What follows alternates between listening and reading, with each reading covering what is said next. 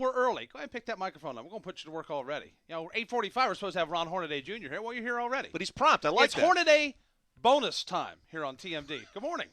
Good morning. Oh, you got to turn flip your button there, pal. There you go. There you go. Great. Do you need Bagman to tell you to flip your button? How do you like to start your day like that? My God. You got to remember who it's from. It's from Yeah, Bagman. you're right. I thought Lenny would have taken care of that already. No, I'm kidding. All Serious. right. Come on. Oh, it's family show. Exactly. What's going on? How you been? Wonderful. Yeah? Yep, real good. Ready to race at the Monster Mile? I am. Really proud of the guys. I mean, unloaded really good. Fast in first practice. Second practice, we did a qualifying run, got really loose. So kind of glad we did that. But weather's changed. Got a little cloud cover. 10 o'clock, we're going to be holding her wide open, and we're going to be start trembling real bad. It's funny you make mention of that. I was going to say this earlier when we had Wayne in here, or Dennis McGlynn. I remember working qualifying one time for MRN and was doing cup qualifying. And I was working the garage. Ken Schrader, back when he drove the old M&M's 36 car, Yep. goes out, takes his qualifying run, comes in, and puts her in the garage there, and he gets out of the car, and his hands are shaking like he's just seen about 100 ghosts. Mm-hmm. Now, if Schrader can get that way after 2 laps at Dover, imagine what some of these rookies must go through. It's quite the intimidating joint, isn't it? Yeah, there's like 3 racetracks you do that at. And this is one of them, Bristol and Phoenix. When you get a good lap at Phoenix, it's like it slides getting in there, and then you just hold your breath before you do it and just jump on the gas, and you know you got a good lap. And it was funny because Schrader has done that to me at Phoenix. Got out, he goes, "Look at this, I'm shaking. It must have been a good lap." And I said, "Me too, so I must be second fast or something." So, yeah, you definitely for 2 laps you hold your breath. Now, you don't obviously. Do you go that hard in practice? Because obviously you want that fast qualifying run.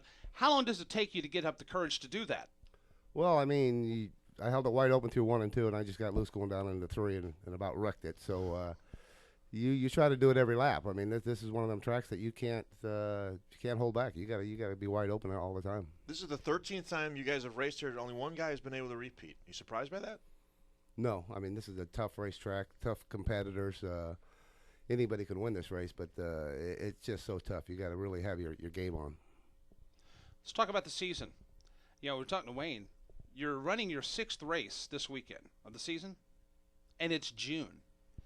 Got to get some races in the front half of this schedule here. You find yourself, I don't want to say bored, but knowing you, I mean, you'd race every day of the week if you could. I mean, how do the drivers in this series handle the fact that you got a lot of downtime towards the front end of this schedule? Have you seen my grass lately? It's beautiful. I've been doing a lot of honeydews around the house. That's all you can do. But it's like Augusta over at the Hornaday house. I was going to say. You don't. I mean, that's what's so bad about it. You just get in a rhythm. You really got, especially with us. I mean, with Joe Nanette Motorsports, and we're just building the new team. Basically all new guys up there at KHI, and it's tough. I mean, once you get a little bit of rhythm going, and we ran good at top 5 there at Charlotte, and then you got a couple weeks off, and it's just hard to get in the rhythm. So these next couple of weeks we're going to be pretty good. You talk about building a new team. You've been around this for a while, and you've been with a lot of established teams. Do you have to personally exercise some patience? I mean, you know the way the truck should be. You know the way they should feel. You know the way they should be set up. But you find yourself with a new team and helping form this team. As a veteran of this series, is that hard for you? Yeah, I mean, the only good thing is we got Jeff Hensley. He knows what it takes to do it, and just putting the people in the right places. And we're doing that slowly but surely. We've got 2 teams going, and that's kind of put us behind trying to build new trucks and everything. So our first new body builds will be coming out at Texas. So we put some of the new stuff that we learned on this truck here. It's the same truck we've run the last 3 races. So it's definitely showed because we unloaded real good, and it's just trying to build the whole team of. We've already lost a tire carrier. We lost this guy, and just trying to build the team. That's the biggest part. Get the right people in the right places. What's the feeling of the team since we sat down with you at Daytona, and you were nice enough to bring us the pancakes and the Anderson's maple syrup? By the way, we have some syrup here again today. we brought that. We just didn't bring the pancakes. That's okay. That's fine. That's fine. But we said this will go good right in the old backpack right here. Yeah, we figured you'd take it to the house. Yeah, right. He's going to take it to the house. But the feeling of the team in February round to where you are today, can you compare the two? Yeah, definitely. I mean, the trucks definitely drive better. The guys know what they're doing.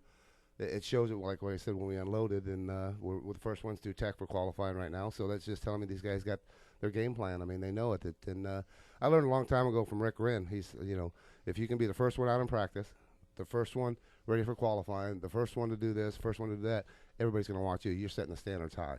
So it looks like Jeff's really done that. I've never had to say that to Jeff Hensley. And these guys are, I mean, the trucks look great with Anderson maple syrup. We got AM/FM Energy.com on the side, which they've been with us all year. They're going to be an associate with us, and that's a pellet and wood stove. So hot, cold. Pellet wood stove? You can put pellets in it. You can put wood in it, dude. What kind of pellets do you put in? Wood pellets. Come on. Look, I don't have a. Not rabbit pellets. I don't, Guinea pig pellets. I have a lot of those at my house.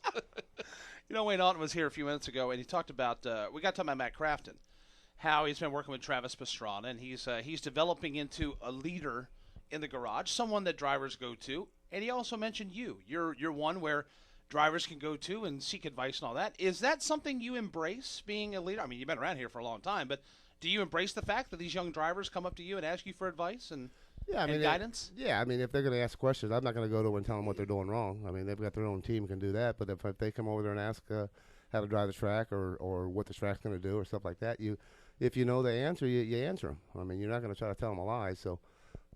Yeah, but you don't want to give away all the goods either. Yeah, we've talked about this before. There's some rookies out there where they think they're better than you are, and then there's some guys what really want to learn and how to race these guys. And it's not how fast your truck is; it's actually how you race the other people. And I was telling you guys before, it's just when you had Jack Sprague, you had Skinner, Bodine, you know how to race all these guys. Now we got these new kids out there, and it's tough. I mean, these kids are fast, they're in good equipment, and it's tough to get around. But do you almost stand back and watch these kids and say, yes, he's getting ready to learn that lesson? Well, I learned that lesson back in 19 whatever. I learned that one back then. Do you kind of stand back and kind of fold your arms and just watch him go and make the same mistakes that you made in your career? Well, the bad part is I'm on the track with him, and I can see him making mistakes. So you gotta dodge them, and we've really dodged a couple bullets at Charlotte.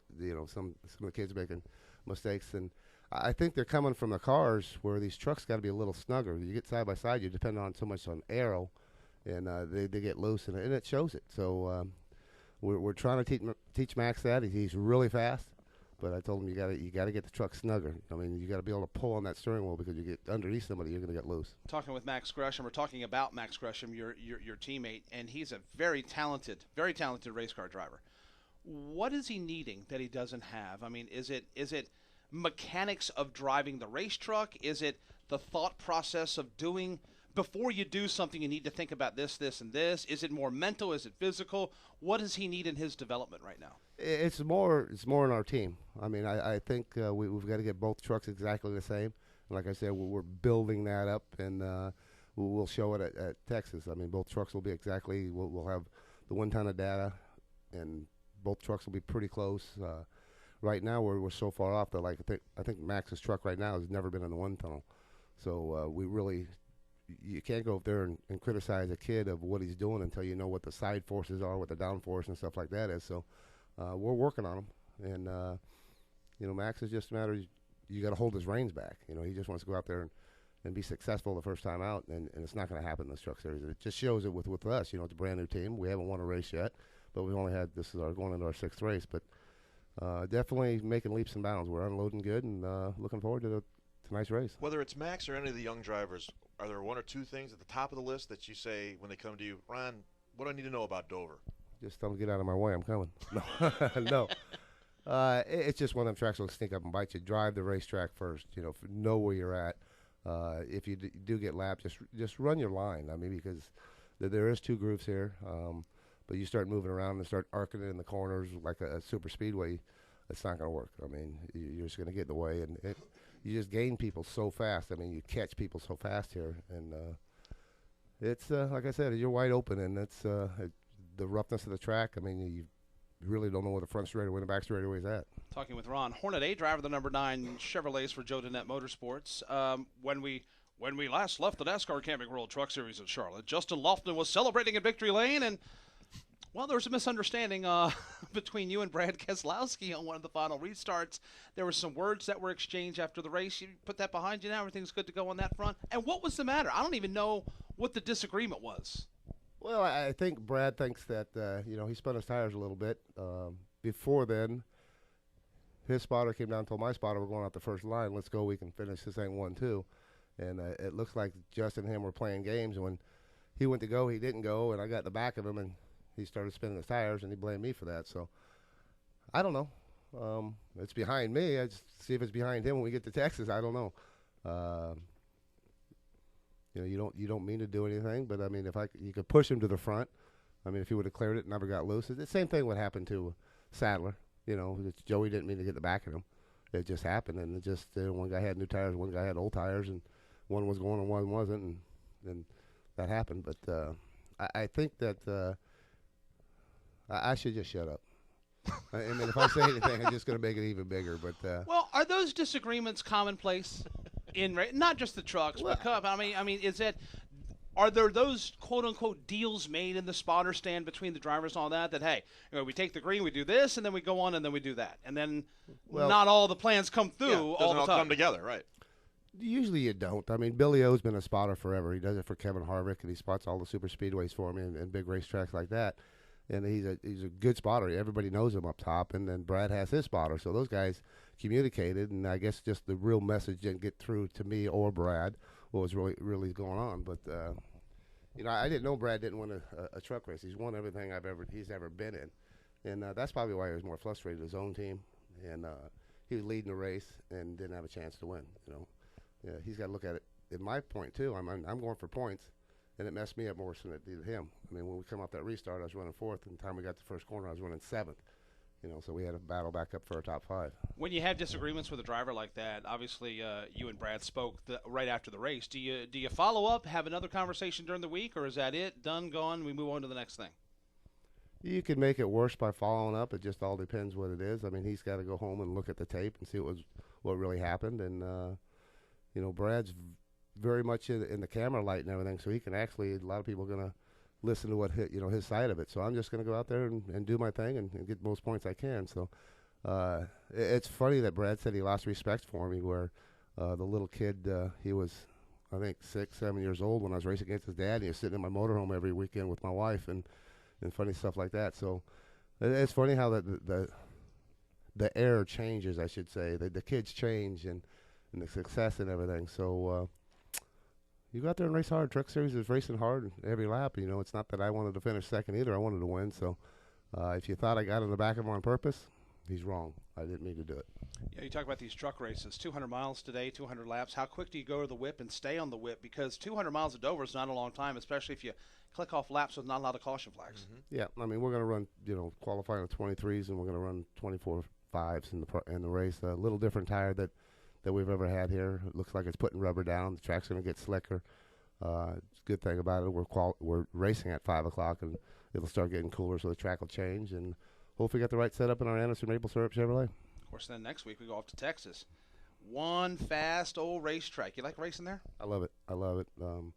All 3 different shapes of Texas, I love it. This shape they've made now, where you're 3 wide now. I mean, it's unbelievable what the trucks do. You practice during the day, qualify in the evening, and race at night, and just a lot of grip, a lot of sparks, a lot of flames come out the pipes. It's just a lot of action. Well, we wish you the best today in the action here at the Monster Mile in the Lucas Oil 200. Give them heck today. Try to get that first win. Yeah, I mean, they got cool trophies here. Those are that